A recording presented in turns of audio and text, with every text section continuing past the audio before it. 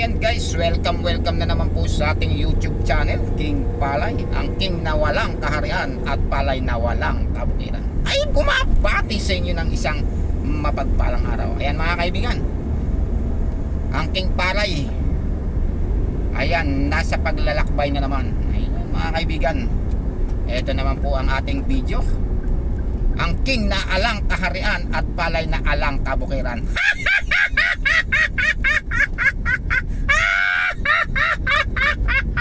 Ayan ang halakak ng King Palay na inyong kinagigiliwan. Ayan mga kaibigan, yan medyo nasasamit po tayo, no? Ayan, kamusta kayo mga kaibigan? Kamusta po ang ating mga galawan sa araw na ito? Ayan, Sabado. Ayan, Saturday. Ayan mga kaibigan, kamusta po kayo mga kaibigan? Ayan, December 16 na po. Ayan, at nag-uumpisa na ang simbang gabi yan sa Pilipinas. Ayan mga kaibigan, yan ang ating tradisyon na simbang gabi. Ayan pong simbang gabi ay talaga pong nasa kasulatan na kinakailangan magsimba kayo sa gabi. Hindi po simbang tabi yan, ha, simbang gabi. Ayan, kayong nagsisipagsimba dyan, baka naman simbang tabi lang kayo, no? Sana yung spirit ng simbang gabi ay talagang nandun, no? Yung ating pagnanais na traditional na hinihintay natin, ang ating manunubos, ayan, na ating pong nakaugalian ng ang December 25 ay ating ipinagdiriwang ang kapanganakan ng ating Panginoong Hesukristo. Ayan, bagamat wala po yan talaga sa Biblia na kung talagang kailan at anong oras at anong petsa talaga isinilang ang ating Panginoong Hesukristo sa ating pong kakristyanuhan, ay talagang ipinagdiriwang. At yan po ang ating pananiniwalaan na sa araw ng December 25, Pasko, ay ang araw ng pagsilang ng ating Panginoong minamahal. Ayan mga kaibigan, so dahil ang Pasko ay papalapit, so kakanta muna tayo ng kantang pamasko. Ayan, handugan muna natin ng isang magandang awiting pamasko ang ating mga viewers. Ayan, mega love shoutout muna sa lahat ng ating mga followers and viewers. Ayan, at ating pong mga followers. Ayan, good morning, good afternoon, and good evening saan man po kayo naroon. Ayan, have a nice day everyone. At advance Merry Christmas and Happy New Year sa lahat po ng naniniwala sa Pasko. Ayan, ang Christmas na ating inaasam-asam. Ayan, so mga kaibigan, so mega love shout out sa aking subscriber, followers, viewers, mga kaanak, mga kaibigan, mga kaaway, o kahit na sino sa lahat ng sulok ng mundo. Ayan, isang mapagpalang bagong araw po sa ating lahat at sa inyong lahat. Ayan, Sabado, December 16. Ayan, tayo po ay naglalakbay muna, at sa ating paglalakbay, handugan ko kayo ng isang awiting pamasko. Ayan, ang awitin ni, sino bang kumanta nito? Freddy Aguilar ba ito? Freddy Aguilar. Ang sa Paskong darating. Ayan. Pasko na. Ang Paskong darating ba o sa araw ng Pasko? Ano bang title nito? Sa Paskong darating. Ano bang umpisa ng sa Paskong darating? Parang hindi ko yata alam ang umpisa nun. Sa Paskong darating, nais ko'y ikaw pa rin, ang aking kapiling, at sa mga araw pang darating. Yun lang, hindi ko na alam ang kasunod eh. Ayun na mga kaibigan, pasakali lang, no? Hindi kabisado kasi ng King Palay ang mga kanta eh. Ang King Palay, alam lang ang panimula lang ng kanta at saka yung chorus. Ano pa naman yan, King Palay? Ayan. Isa pang kanta pa. Malamig ang simoy ng hangin, Panginoon natin darating. Ihanda ang puso't damdamin, Pasko ay darating. Ano ba naman yan? Ting palay, mukhang mali-mali na naman ang iyong pamasko. Ayan, medyo nakalimutan na po natin ang kantang pamasko, no? Sapagkat sa tinagal-tagal na natin dito, hindi na tayo nakakapagpasko sa Pilipinas. Ayan, sa lahat ng mga OFW, saan mang sulok ng mundo, ayan, Merry Christmas and Happy New Year sa Pilipinas. Pero kung nasa gitnang silangan kayo, ayan, ang Pasko po natin sa loob lang ng tahanan. Doon sa mga medyo malalaya, tulad na iba't ibang country na may kalayaan ipagdiwang ang Pasko, ayan, maganda po sila at sila na ipagsiselebrate ang Pasko.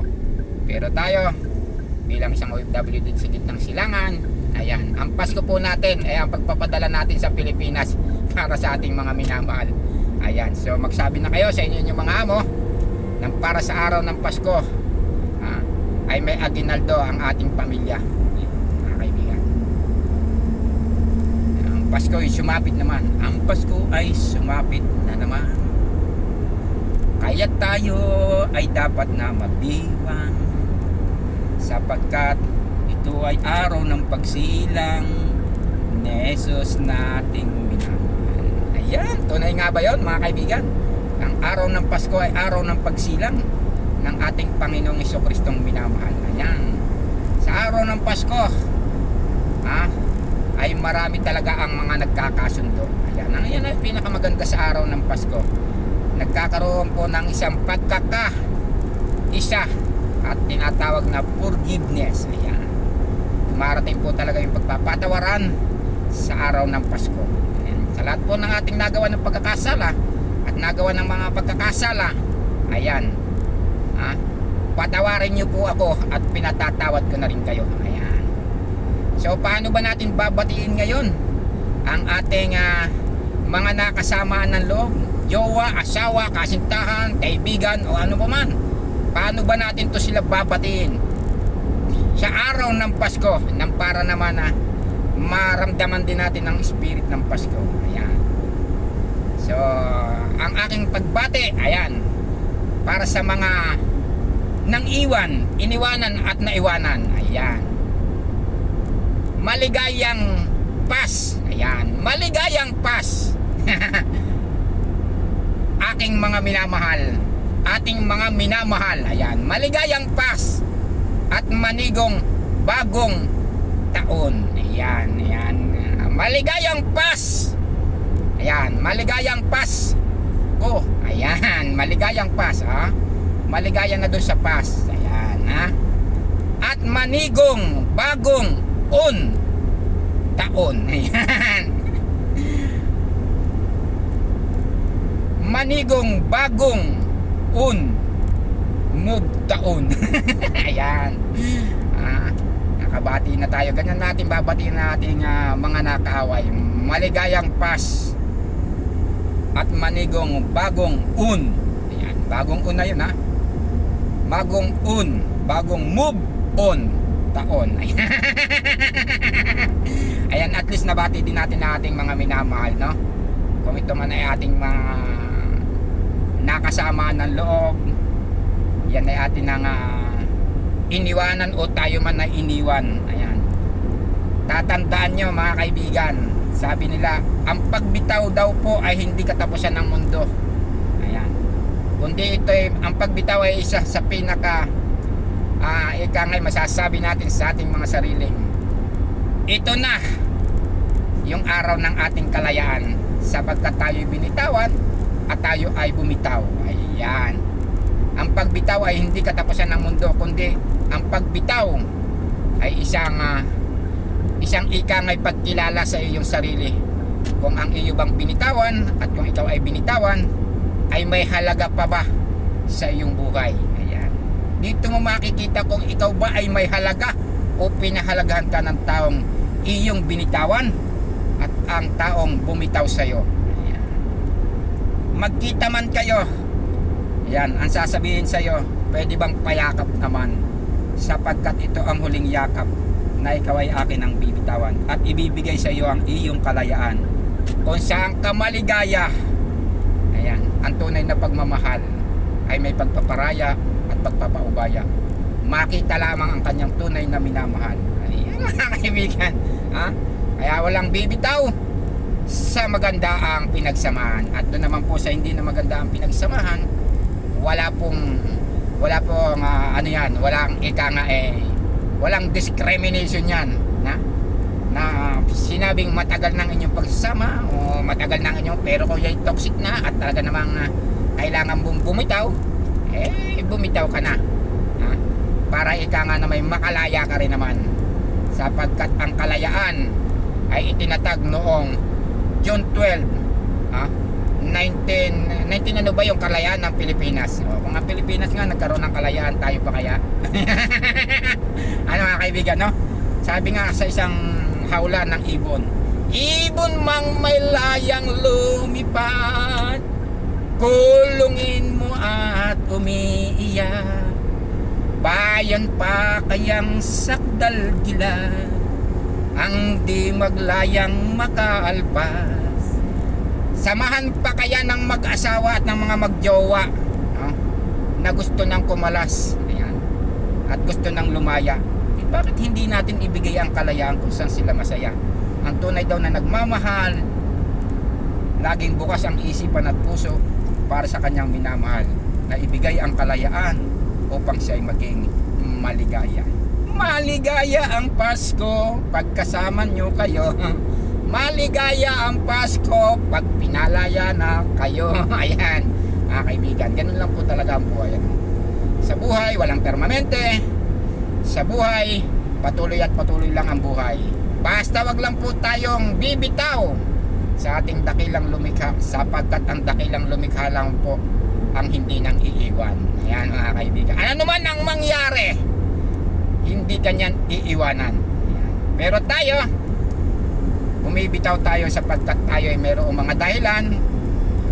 Sabi nga, kung hindi ka na masaya at gusto mo na siyang bitawan, magsabi ka lang ng maayos, mahal kita pero hindi na ako masaya. Ayan, ako hahanap na ng panibagong magpapasaya sa akin. Masakit, ngunit totoo, kaysa naman patuloy mo siyang lulukuhin. Ayan. So magsabi ka na lang, mas mabuti pa yung tapatan. Isang beses ka lang masasaktan, ubusin mo na ang luha mo. Ayan, para pagka naubos na ang luha mo, wala ka nang iiyak. At pag naubos na ang iyong luha, iyon na po ang talagang natanggap mo na ang iyong kalayaan. Ayan, doon na lamang po mga kaibigan. Thank you so much for watching. And don't forget like, subscribe sa ating pong YouTube channel, King Palay, ang King na Alang Karayaan at Palay na Alang Kabukiran. Kung inyo po akong sasamahan sa aking video, marami pong salamat. Comment and below lamang kayo dyan sa ating comment section, upang atin po namang malaman kung ano po ang inyo namang saloobin sa lahat ng aking mga sinabi. Ayan mga kaibigan, ha? Thank you so much for watching and God bless everyone. Merry Christmas in advance, Happy New Year everyone. Sana isang masagana at manibagong bagong taon sa 2024 ang ating pong makamtan. Isang panibagong buhay, isang panibagong pag-asa, at isang panibagong pakikipagsapalaran ng ating pong mga buhay. Yan mga kaibigan, thanks for watching and mega love shoutout sa lahat, MLSO everyone, lalo na sa aking mga YT aspirant family. Ayan, mega love shoutout po and thank you so much for watching. Babuch! Love you all!